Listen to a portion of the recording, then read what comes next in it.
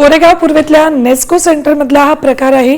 मुंबईची तरुणाई ड्रग्सच्या विळख्यात अडकल्याचं पुन्हा एकदा समोर आलंय। ड्रग्सच्या ओव्हरडोसमुळे 2 विद्यार्थ्यांचा मृत्यू झाला।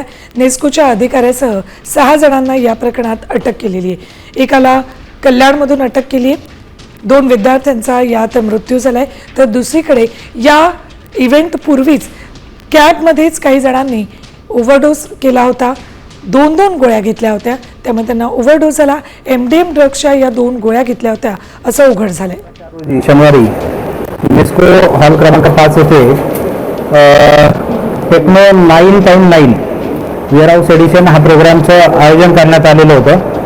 सदर प्रोग्राम हा नेस्को लिमिटेड आणि इन्स्पायरिंग टाय कंपनी यांनी आयोजित केलेला होता। सदर कार्यक्रमाच्या दरम्यान 3 मुलांना अस्वस्थ वाटत असल्यामुळे त्यांना हॉस्पिटलला ॲडमिट करण्यात आलेलं होतं। त्यापैकी 2 जे मुलं आहेत त्यांची डेथ झालेली आहे आणि एक जे आहे ते ॲडमिट आहेत। त्यांची तब्येत स्टेबल आहे। सदर याच्या अनुषंगाने आपण वंडाई पोलीस स्टेशन येथे गुन्हा दाखल करण्यात आलेला आहे।